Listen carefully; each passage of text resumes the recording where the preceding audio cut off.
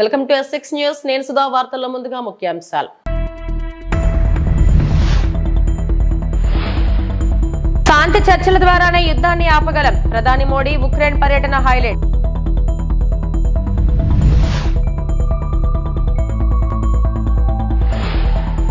అక్రమ ఇసుక తవ్వకాలే అన్నమయ్య డ్యాం పాలిట శాపమన్న డిప్యూటీ సీఎం పవన్ కళ్యాణ్.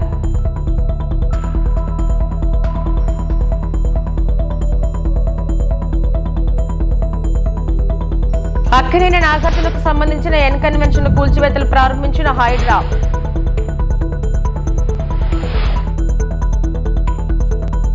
ఓవైపు భీకర యుద్ధం నడుస్తుంది, ఇంకోవైపు శాంతి సందేశాన్ని మోసుకెళ్లారు ప్రధాని మోదీ. ఉక్రెయిన్ లో పరిస్థితులు దారుణంగా ఉన్న భారత ప్రధాని సాహసోపేతమైన పర్యటన చేశారు. ఈ సందర్భంగా ఉక్రెయిన్ అధ్యక్షుడు జెలెన్స్కీతో చారిత్రక భేటీ జరిగింది. 2 రోజులు పోలాండ్ లో పర్యటించిన ప్రధాని మోడీ అక్కడి నుంచి ఉక్రెయిన్ చేరుకున్నారు.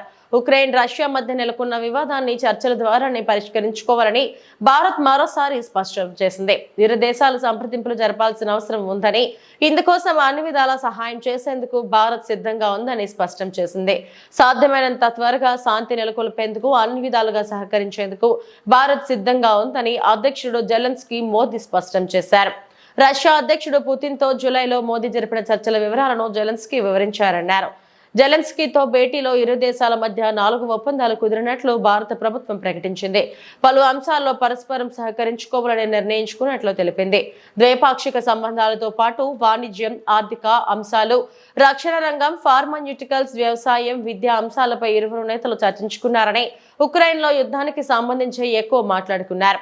ఉక్రెయిన్ పర్యటనకు సంబంధించిన ఓ వీడియోను ప్రధాని మోదీ పంచుకున్నారు.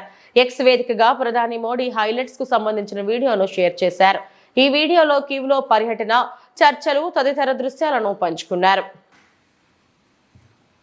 हम बहुत ही कन्विक्शन के साथ युद्ध से दूर रहे हैं, लेकिन इसका मतलब ये नहीं है कि हम तटस्थ थे, हम न्यूट्रल नहीं थे। हम पहले दिन से ही पक्षकार रहे हैं और हमारा पक्ष है शांति का। हम बुद्ध की धरती से आते हैं जहां युद्ध को कोई स्थान नहीं होता है। हम महात्मा गांधी की धरती से आते हैं जिसने पूरे विश्व को शांति का संदेश दिया है। एक्सेलेंसी, मैं आज जब यूक्रेन आया हूं तब मैं 140 करोड़ भारतीयों की भावना को लेकर के आया हूं, और 140 करोड़ भारतीयों की भावना मानवता से प्रेरित है। और मैं आज यूक्रेन की धरती पर शांति का संदेश लेकर के आया। एक्सेलेंसी, यहाँ से पहले मैंने ग्लोबल साउथ की కాన్ఫరెన్స్ కి కరీబ్ 120 దేశ అన్నమయ్య డ్యాం ప్రమాదానికి గత ప్రభుత్వంలో ఉన్నవారి ఇసుక దాహమే కారణం. ఇసుక దోచుకునేందుకు డ్యాం గేట్లు ఎత్తకుండా కట్టలు తెగ్గొట్టారు.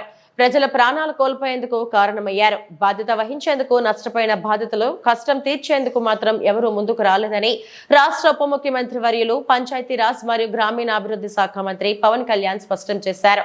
డ్యాం ప్రమాదానికి ముమ్మాటికి మానవ తప్పిదమే కారణమన్నారు.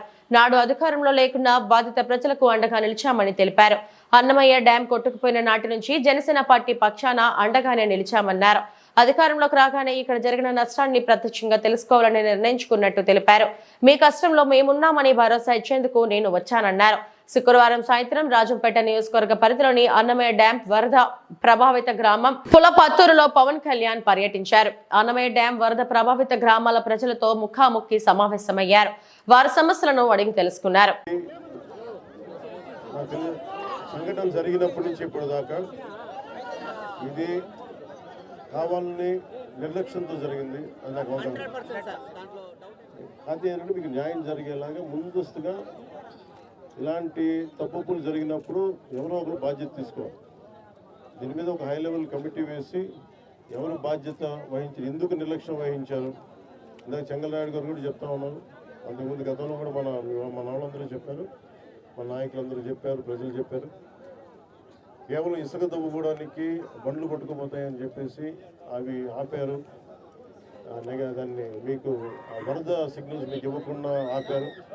మనకి లష్కర్ రామయ్య గారు దీన్ని ముందుండి ఆయన చొరవ వల్ల ఇంకా చాలామంది ప్రాణాలు కాపాడని తెలుసు. అందుకని గుర్తించాను, ఆయనకి సన్మానం చేశాం.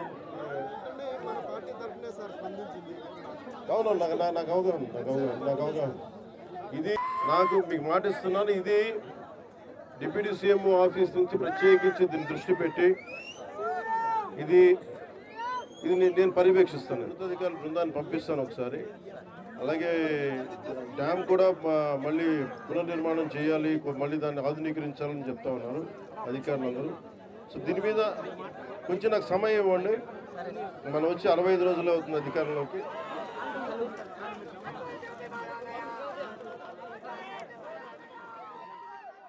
పశ్చిమ గోదావరి జిల్లా పాలకొల్లు మండలం లంకలకోడేరు గ్రామంలో జరిగిన గ్రామ సభలో పాల్గొన్న మంత్రి నిమ్మల రామానాయుడు. ఈ సందర్భంగా ఆయన మాట్లాడుతూ గ్రామ పంచాయతీల నిధులు కాజేసి సర్పంచ్లను భిక్షమెత్తుకునేలా చేసిన ఘనత నాటి వైసీపీ ప్రభుత్వానిదని, నాటి వైసీపీ సర్కార్ స్థానిక సంస్థలను అడ్డి విరిస్తే టీడీపీ, బీజేపీ, జనసేనలు ఎన్డీఏ ప్రభుత్వం గ్రామ పంచాయతీలకు ఊపిరినిస్తోందన్నారు. కేంద్ర ఆర్థిక సంఘ నిధులు, పంచాయతీ నిధులు సర్పంచులకే ఇచ్చి రాష్ట్ర వ్యాప్తంగా ఉన్న 13,326 సర్పంచులు తలెత్తుకునేలా చేస్తున్న ఘనత చంద్రబాబు, పవన్ కళ్యాణ్లదని, స్థానిక పాలన సక్రమంగా జరగాలంటే గ్రామస్తుల సమిష్ట నిర్ణయం అవసరమని గ్రామ సభలను నిర్వహిస్తున్నాం. కూటమి ప్రభుత్వం అధికారంలోకి వస్తే పారదర్శకం, జవాబుదారీతనంతో కూడిన పాలన అందిస్తామని ఇచ్చిన మాటను నేడు నిలబెట్టుకుంటున్నామన్నారు. 2014 నుండి 19 వరకు రాష్ట్ర వ్యాప్తంగా పంచాయతీల ఆదాయం 240 కోట్లు ఉంటే 2019 నుండి 23 వరకు ఆదాయం 170 కోట్లకు పడిపోయింది. గత ప్రభుత్వం పంచాయతీలను నిర్వీర్యం చేస్తే మన ప్రభుత్వం పంచాయతీలకు స్వతంత్ర ప్రతిపత్తితో గౌరవాన్ని కాపాడుతామన్నారు. ఆ సర్పంచుల్ని ఎన్నో ఆశలతోటి వాళ్ళని ఓట్లేసి గెలిపించుకుంటారు. ఎందుకంటే స్థానికంగా కళ్ళు తెరిచి కళ్ళు చూస్తే ఎదురుగుండా పంచాయతీ వార్డు మెంబర్ కనిపిస్తాడు, సర్పంచ్ కనిపిస్తాడు. మీ సమస్యను అప్పటికప్పుడే పరిష్కరించగలుగుతాడనేటువంటి నమ్మకం, విశ్వాసంతో మనం పంచాయతీ సర్పంచుల్ని మనం ఎన్నుకుంటాం. కానీ దురదృష్టం, గత 19, 24, 5 సంవత్సరాల పాలనలో పంచాయతీ వ్యవస్థే ఆంధ్రప్రదేశ్ రాష్ట్రంలో నిర్వీర్యమైపోయినటువంటి పరిస్థితి. పంచాయతీ వ్యవస్థే విధ్వంసానికి గురైనటువంటి పరిస్థితి. ఎందుకంటే మనందరం కూడా చూసాం, గ్రామాల్లో అత్యంత అవసరమైనటువంటి పారిశుధ్యం, కనీసం 4 బ్లీచింగ్ బస్తాలు కొనుక్కొని 4 ముగ్గు బస్తాలు తెచ్చి గ్రామంలో శానిటేషన్ వర్క్ చేస్తామనంటే పంచాయతీలో చిల్లి గవ్వలేనిటువంటి పరిస్థితి. ఏదైతే గ్రామాలకు సంబంధించినటువంటి చెత్త సేకరణ అనేది అత్యంత అవసరం. అటువంటి చెత్త సేకరణ చేసినటువంటి రిక్షా ఎవరైతే ఉన్నాడో వాళ్ళకి ఇచ్చే 5,000 రూపాయలు కనీసం మినిమం ఏదైతే ఇచ్చేటువంటి ఆ వేతనం కూడా ఇవ్వడానికి పంచాయతీల్లో చిల్లి గవ్వలేనిటువంటి పరిస్థితి. ఏదైతే మీడియాలో చూసాం, పత్రికల్లో చూసాం, సర్పంచులు భిక్షమెత్తి, అంటే ఒకప్పుడు సర్పంచ్ అంటే తలెత్తుకుని గౌరవంగా నిలబడి తిరిగేటువంటి సర్పంచ్ గత 5 సంవత్సరాల పాలనలో భిక్షమెత్తినటువంటి సర్పంచులు చూసాం. ఏదైతే ఆ యొక్క చెత్త రిక్షాలను సర్పంచ్ లాక్కెళ్ళి నిరసన వ్యక్తం చేసినటువంటి పరిస్థితి గత పాలనలో చూసాం. అంచేత భవిష్యత్తులో అటువంటి పరిస్థితి రాకుండా ఉండాలి. సర్పంచులు కూడా సగర్వంగా తలెత్తుకుని తిరగాలి, పంచాయతీని బలోపేతం చేయాలి. ఏదైతే కేంద్ర ఆర్థిక సంఘం నుంచి వచ్చేటువంటి ప్రతి రూపాయి కూడా పంచాయతీలకి చేరాలి. పంచాయతీల్లో వివిధ రకాలుగా వచ్చేటువంటి ఆదాయం ఏదైతే ఉందో అది ఆ పంచాయతీ స్వేచ్ఛగా ఖర్చు పెట్టుకునేటువంటి పరిస్థితి ఉండాలి అనేటువంటి ఆలోచనతో. ఎందుకంటే గతంలో ఆర్థిక సంఘం నిధులు వచ్చిన మరుక్షణమే పంచాయతీల నుంచి మాయమైపోయి మళ్ళీ జగన్మోహన్ రెడ్డి గారు అకౌంట్కి వెళ్ళిపోయాయి. ఎందుకంటే మనందరికీ కూడా 15th ఫైనాన్స్ ఇట్లా ప్రతి హెడ్కి ప్రతి ఒక్కరికి మరి 400 రూపాయలు. ఇప్పుడు సపోజ్ మన లంకలకోడేరులో మరి 5,000 మంది ఉంటే 5,000 ఇంటూ 400 అంటే 20 లక్షల రూపాయలు. మనకి యావరేజ్ 20 లక్షల రూపాయలు మనకి డైరెక్ట్గా సెంట్రల్ గవర్నమెంట్ నుంచి పంచాయతీ ఆఫీస్కి వచ్చేది. గతంలో మాదిరిగా సెంట్రల్ గవర్నమెంట్ నుంచి స్టేట్ గవర్నమెంట్కి, స్టేట్ గవర్నమెంట్ నుంచి జిల్లా పరిషత్కి, జిల్లా పరిషత్ మండలం నుంచి పంచాయతీకి, అంటే ఇట్లా మార్చుకుంటూ వస్తే సమయం అదేవిధంగా డబ్బు కూడా వేస్ట్ అవుతుంది. డైరెక్ట్గా ప్రజలకు సర్వీస్ చేయాలి ఆలోచనతో డైరెక్ట్గా కేంద్రమే ఆ యొక్క ప్రజలు ఎంతమంది అయితే ఆ గ్రామాల్లో ఉన్నారో వాళ్ళ తలకంటికి లెక్కేసి అమౌంట్ ఇస్తూ ఉన్నాం. ఆ రకంగా 20 లక్షల రూపాయలు సపోజ్ ఉదాహరణకి మన పంచాయతీకి వస్తే అది మరుక్షణమే ఆవిరైపోతుంది. ఆ రోజునటువంటి ముఖ్యమంత్రి గారి అకౌంట్కి ట్రాన్స్ఫర్ అయిపోయి ఆ ఒక్క రూపాయి కూడా మనకి ఖర్చు పెట్టుకోలేని పరిస్థితి దుస్థితి ఆ రోజు. అందుకే అటువంటి పరిస్థితి లేకుండా ఈవేళ కేంద్ర ప్రభుత్వం ఇచ్చేటువంటి నిధులు కానీ, అదేవిధంగా రాష్ట్ర ప్రభుత్వం ఇచ్చేవి కానీ, అదేవిధంగా మీ యొక్క పంచాయతీ పన్నుల ద్వారా వచ్చేటువంటివి కానీ అన్నీ కూడా పంచాయతీ సర్పంచులు పంచాయతీల ఆధ్వర్యంలోనే ఉండి ఇటువంటి అత్యవసరమైనటువంటి పనులన్నీ కూడా చేపట్టేటువంటి విధంగా భవిష్యత్తులో ఈ యొక్క ఎన్డీఏ తెలుగుదేశం జనసేన బీజేపీ ప్రభుత్వం పనిచేస్తుంది. అందులో కూడా ప్రత్యేకించి ఈవేళ పవన్ కళ్యాణ్ గారు కూడా ఈ యొక్క పంచాయతీరాజ్ శాఖ మంత్రిగా మరి ఆయన కూడా నిత్యం నేను కూడా చూస్తూ ఉన్నా, అటు సెక్రటరియట్లో కానీ అటు క్యాంప్ ఆఫీస్లో కానీ అనునిత్యం గ్రామీణ ప్రాంత ప్రజలకి మనం ఎట్లా సేవలు అందించాలి, ఎట్లా పనిచేయాలి అనేటువంటిది ఆయన ఆలోచనలో చేస్తూ ఉన్నారు. అందులో భాగంగానే మొన్న మీరు చూసారు ఏదైతే 1400 కోట్ల రూపాయలు పంచాయతీలకి విడుదల చేసినటువంటి పరిస్థితి కూడా గత వారంలో మన ఆంధ్రప్రదేశ్ రాష్ట్రంలో మీరందరూ కూడా చూసినటువంటి పరిస్థితి. భవిష్యత్తులో కూడా ఆ రకంగా పంచాయతీని బలోపేతం చేసేటి బాధ్యత పంచాయతీని బలోపేతం చేయడం. తిరుమల తిరుపతిలో ఓ గోల్డ్ ఫ్యామిలీ హల్చల్ చేసింది. ఒంటి నిండా బంగారు ఆభరణాలు ధరించిన ఓ ఫ్యామిలీ శ్రీవారి దర్శనానికి వచ్చింది. 10 గ్రాములు కాదు, 100 గ్రాములు కాదు, ఏకంగా 1000 గ్రాముల్లో బంగారాన్ని ధరించి స్వామివారిని దర్శించుకుంది. ఓ బంగారు ఫ్యామిలీ చేతికి భారీ బంగారు కడియాలు, బ్రేస్లెట్లు, వేళ్లకు పెద్ద పెద్ద ఉంగరాలు, ఇక మెడలో అయితే అంతకు మించిన పెద్ద పెద్ద గోల్డ్ చైన్లు, మొత్తంగా కిలోల కొద్దీ బంగారం ధరించి ఆ కుటుంబం శ్రీవారి దర్శనానికి వచ్చింది. ముంబైకి చెందిన ఓ కుటుంబ సభ్యులు భారీగా బంగారం ధరించి తిరుమల శ్రీవారిని దర్శించుకున్నారు. ఇద్దరు 10 కేజీల చొప్పున, మరొకరు 5 కేజీల చొప్పున దాదాపు 15 కోట్ల విలువైన బంగారం ధరించి శ్రీవారి దర్శనానికి వచ్చారు. దర్శనం అనంతరం బయటకు వచ్చిన ఆ గోల్డ్ ఫ్యామిలీని చూసి అక్కడున్న భక్తులు నోటిన వేలేసుకున్నారు. ఒక నగల దుకాణమే తరలి వచ్చిందా అన్నట్టుగా ఆ ఫ్యామిలీ శ్రీవారి సన్నిధిలో స్పెషల్ అట్రాక్షన్ గా నిలిచింది. దీంతో అక్కడున్న భక్తులు అబ్బో ఎంత బంగారమో అంటూ ఆశ్చర్యపోయారు.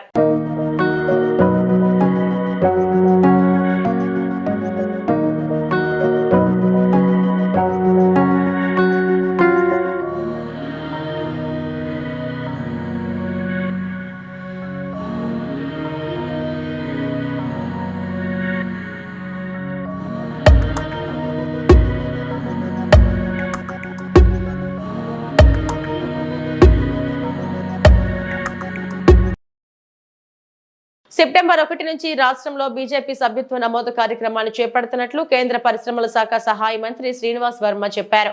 పశ్చిమ గోదావరి జిల్లా నర్సాపురంలో స్వర్ణాంధ్ర ఇంజనీరింగ్ కాలేజీలో నిర్వహించిన బీజేపీ జిల్లా స్థాయి సమావేశానికి ఆయన ముఖ్య అతిథిగా విచ్చేశారు. అనంతరం మీడియాతో మాట్లాడుతూ ప్రపంచంలోనే బీజేపీ అత్యధిక సభ్యత్వాలు కలిగిన రాజకీయ పార్టీ అన్నారు. ఈసారి గతం కంటే ఎక్కువ సభ్యత్వం నమోదు చేపట్టాలని పార్టీ నిర్ణయించిందన్నారు. గోదావరి జిల్లాలో సభ్యత్వ నమోదులో ఎప్పుడూ పశ్చిమ గోదావరి ముందంజలో ఉంటుందన్నారు. ఈసారి గ్రామ వార్డు స్థాయిలో పార్టీని బలోపేతం చేస్తూ సభ్యత్వ నమోదు చేపడతామన్నారు. కొత్త సభ్యత్వం నమోదు చేసుకోవడం భారతీయ జనతా పార్టీ సభ్యత్వ నమోదు ఒక విధానం. ఒకటేసారి రాష్ట్రంలో కూడా కొంచెం ఎక్కువ టార్గెట్ పెట్టుకోవడం జరిగింది. మీ అందరికీ తెలిసి ప్రపంచంలోనే అతిపెద్ద సభ్యత్వం కలిగినటువంటి రాజకీయ పార్టీ భారతీయ జనతా పార్టీ.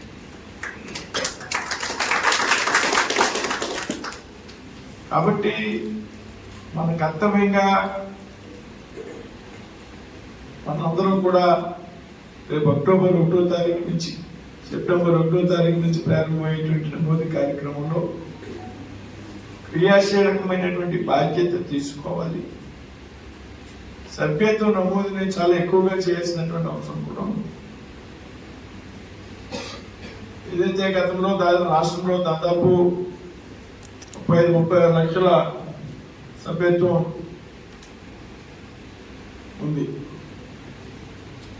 దాన్ని బాగా పెంచాలని, దాదాపు 1 కోటి సభ్యత్వం చేయాలని మొన్న జరిగినటువంటి విజయవాడలో జరిగినటువంటి రాష్ట్ర కార్యశాలలో రాష్ట్ర పెద్దలు జాతీయ పెద్దలు చెప్పడం జరిగింది.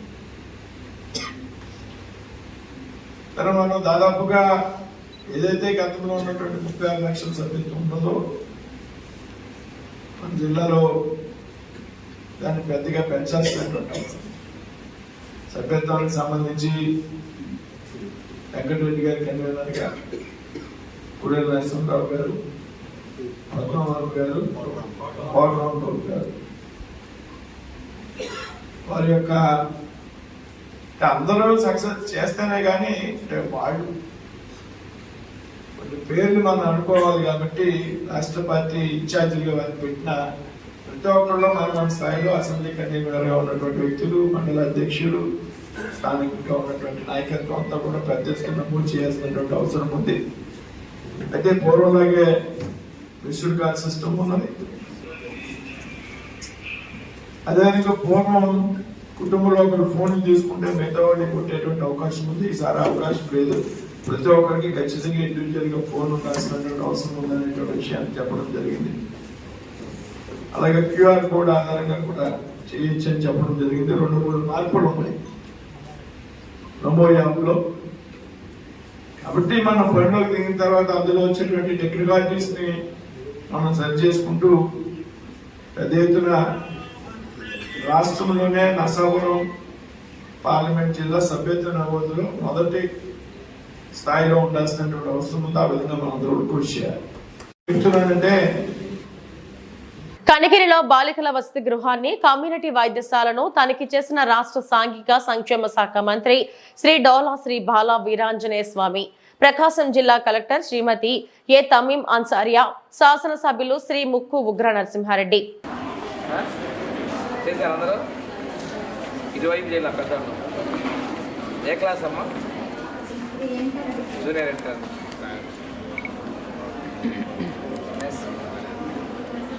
కామన్ మెస్ మా పిల్లలు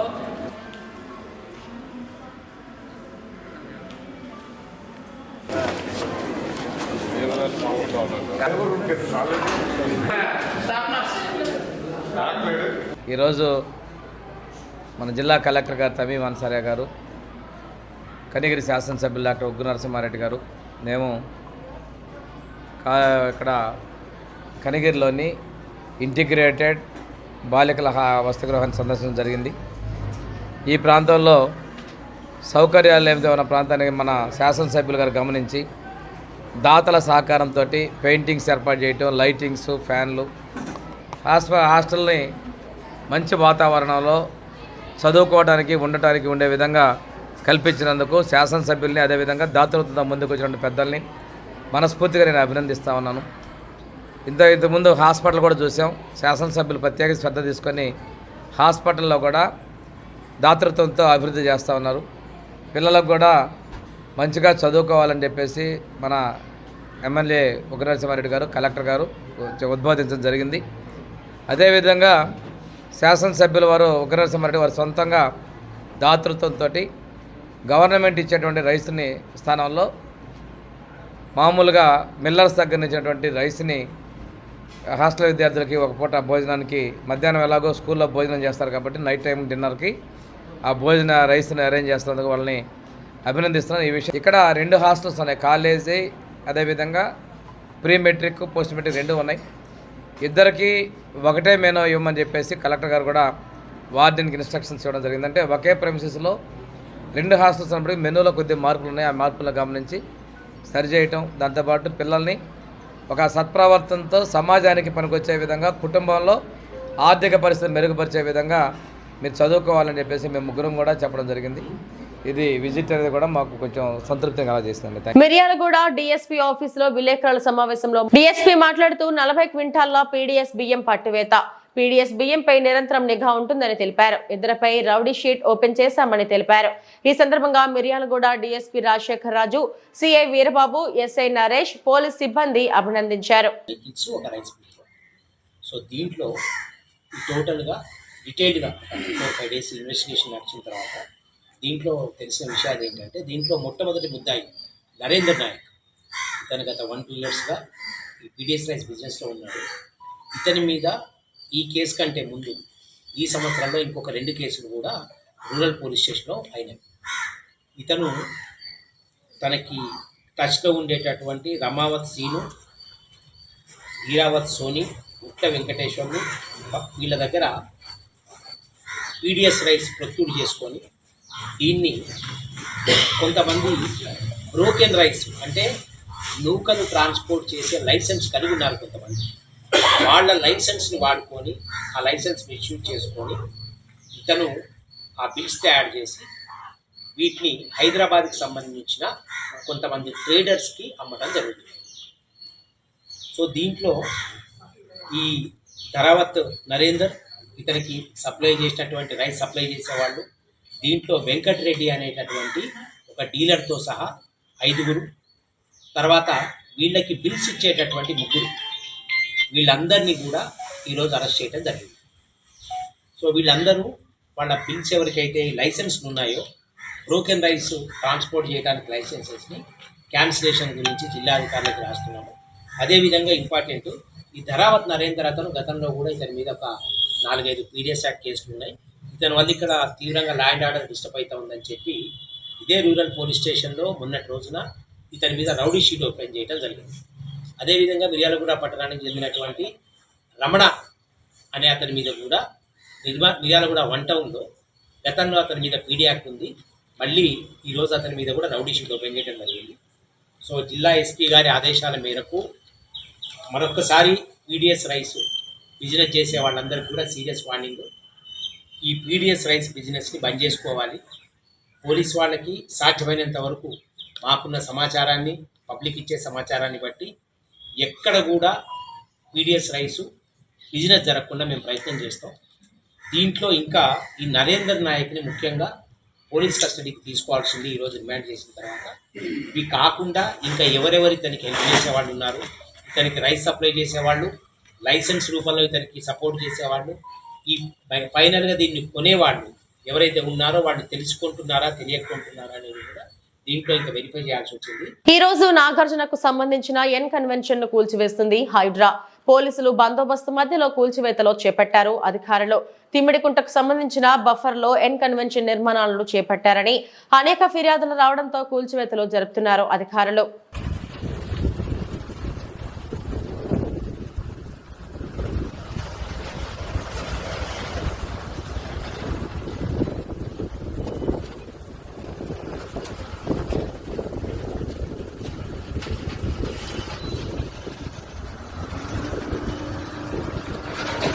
సైదాపురం నూతన ఎస్ఐగా క్రాంతికుమార్ బాధ్యతలు స్వీకరించారు. సైదాపురం ఎస్ఐగా క్రాంతికుమార్ శనివారం ఉదయం బాధ్యతలు చేపట్టారు. ఆయన డీసీఆర్బీ నెల్లూరు దిశ పోలీస్ స్టేషన్ లో ఎస్ఐగా పనిచేస్తూ బదిలీపై సైదాపురంకు వచ్చారు. ఈ సందర్భంగా ఆయన మీడియాతో మాట్లాడుతూ సైదాపురం మండలంలో ప్రజలకు పోలీసులు తీర్చగలిగే సమస్యలు ఉంటే నేరుగా వచ్చి ఫిర్యాదు చేస్తే సత్వరం పరిష్కారం చేస్తామన్నారు. శాంతి భద్రతల పరిరక్షణకు కృషి చేస్తారన్నారు. నేరాల నియంత్రణకు చర్యలు తీసుకుంటామని వెల్లడించారు. వాహన చోదకులు తప్పనిసరిగా రికార్డులు ఆ వాహనంలో ఉంచుకోవాలని తెలియజేస్తున్నామన్నారు. బైకులు 2కి మించి ప్రయాణిస్తే చర్యలు తప్పవన్నారు. బైక్ చోదకులు హెల్మెట్లు ధరించి డ్రైవింగ్ చేయాలన్నారు. బస్టాండ్ ప్రదేశంలో కాలేజీల వద్ద విద్యార్థులను ఈవ్ టీజింగ్ పాల్పడే వారిపై కఠిన చర్యలు తప్పవని ఆయన హెచ్చరించారు.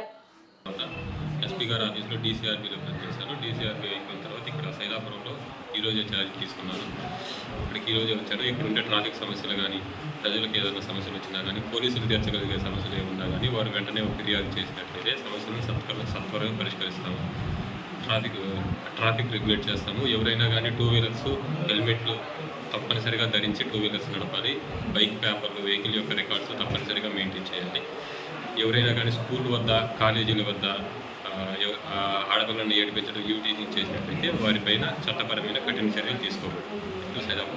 ఉప ముఖ్యమంత్రి వర్యులు పవన్ కళ్యాణ్ ఆదేశాల మేరకు ఈ రోజు ఉదయం నిడమర్రు మండలం తోకలపల్లి గ్రామంలో నిర్వహిస్తున్న గ్రామ సభలో ఉంగటూరు ఎమ్మెల్యే పచ్చమట్ల ధర్మరాజు పాల్గొన్నారు. ఈ సందర్భంగా ఎమ్మెల్యే మాట్లాడుతూ కూటమి ప్రభుత్వం అధికారంలోకి వస్తే ప్రజలకు పారదర్శక జవాబుదారీతనంతో కూడిన పాలన అందిస్తామని చెప్పాం.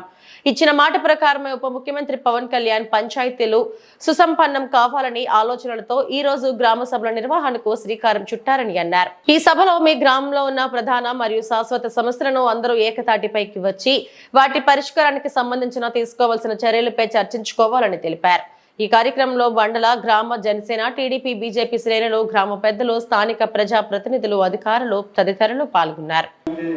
అది ఒక గొప్పతనం మన డిప్యూటీ సీఎం గారు పవన్ కళ్యాణ్ గారికి సాధ్యమని అందరికీ కూడా తెలియజేస్తున్నాం.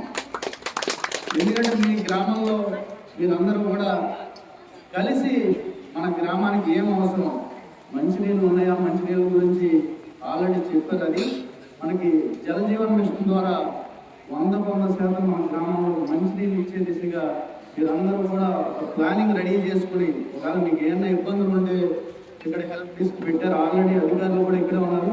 అధికారులతో మీకున్న సమస్యను కంపల్సరీ మీరు తెలియజేస్తేనే దాన్ని నేను చేయగలనని మీకు కూడా చెప్తున్నాను. దాన్ని మీరు అందరూ కూడా మంచినీటికి ఏదైనా సమస్య ఉన్నా సరే దాన్ని చెప్పండి. అలాగే పెద్దలందరూ కూడా కూర్చుని దాన్ని ఏ విధంగా మనం పరిష్కారం చేయాలని, అంటే మీరు ప్రశ్న అడగడం కాదు, జవాబు కూడా మీ గ్రామం నుంచి రావాలి. మనం దాన్ని ఆ జవాబు ద్వారా మన సమస్యను కూడా పరిష్కరించే విధంగానే మన ప్రణాళిక ఉంది. ఎందుకంటే మనకు చాలా అవసరం, మంచినీళ్ళు ఎంత అవసరమో కూడా నాకు చాలా బాగా తెలుసు. దాన్ని 100% మనం కంప్లీట్ చేస్తాం మనం ఈరోజు. అలాగే మనకి సీసీ డ్రైన్స్ కానీ డ్రైనేజీలు ఉన్నాయి. అవన్నిటిని కూడా మీ సందులో మీకు తెలుస్తుంది కాబట్టి మీరు అందరూ కూడా ప్రతి ఒక్కరు కూడా మీకు కావాలని మీరు ఇక్కడ అర్జీలు పెట్టుకుంటే అవన్నిటిని కూడా క్రోడీకరించుకుని ప్రతి సందును కూడా సిమెంట్ రోడ్డు అలాగే డ్రైనేజ్గా మనం తీర్చిదిద్దే అవకాశం ఉంది. ఎందుకంటే మనకి జిల్లాలో దగ్గర సుమారుగా 20 నుంచి 25 కోట్ల వరకు మనం మొత్తం మన నియోజకవర్గాల్లో కూడా వర్క్ చేసుకోవచ్చు. మనం అంత గ్రాండ్ మనకు ఉంది. ఎందుకంటే ఈ పనికి ఆధారపడడం ద్వారా కాంపనెంట్ కింద మనకు వచ్చే డబ్బులతో మనం అందరం కూడా తీర్చిదిద్దుకోవచ్చు. దానికి సంబంధించి మీరు ఒక మాస్టర్ ప్లాన్ తయారు చేసుకుని ముందుగా ఏది చేసుకోవచ్చు, ఏది చెందొచ్చని మీరు అందరూ కూడా నిర్ణయం తీసుకొని కలిసి, అంటే మీరు ఆల్రెడీ ప్రాబ్లం గ్రామం నాకు ఎప్పటి నుంచో తెలుసు, మీరు అందరూ కూడా కలిసి ఒక మాట మీద ఈ గ్రామ అభివృద్ధికి మీరు అందరూ కూడా తోడ్పడుతూ ఉంటారు. అలాగే అదే దిశలో మనల్ని ఒక స్వర్ణ గ్రామంగా తీర్చిదిద్దేటట్టు మీ అందరి సహాయ సహకారం అంటే మీ అందరికీ కూడా బలంగా నేను నిలబడి మన ప్రభుత్వం నుంచి గ్రాంట్లు అన్నీ కూడా తీసుకొచ్చి మీ గ్రామాన్ని స్వర్ణ గ్రామంగా తీర్చిదిద్దడమే నా లక్ష్యం. ఎందుకంటే మీకు ఎలక్షన్ మీకు చెప్పడం జరిగింది. ఎలక్షన్ కూడా మేము ఓట్లు అడగడానికి వచ్చినప్పుడు మీ అందరినీ కూడా మా గ్రామంతో పాటు మీ గ్రామాన్ని కూడా ఇది నా సొంత గ్రామంగా చూసుకుని మీరు అభివృద్ధి చేస్తానని ఏదైతే మాట చెప్పానో ఆ మాట కూడా నేను కట్టుబడి ఉండి మీకు ఏది అవసరమైనా సరే ఈరోజు ఈ గ్రామ సభ ద్వారా ప్రతి విషయాన్ని కూడా మీరు మాట్లాడుకుని తీర్మానం చేస్తే ప్రతి విషయాన్ని కూడా చేయగల మనం ఈ బులెటిన్ ఇంతటితో సమాప్తం. నమస్తే.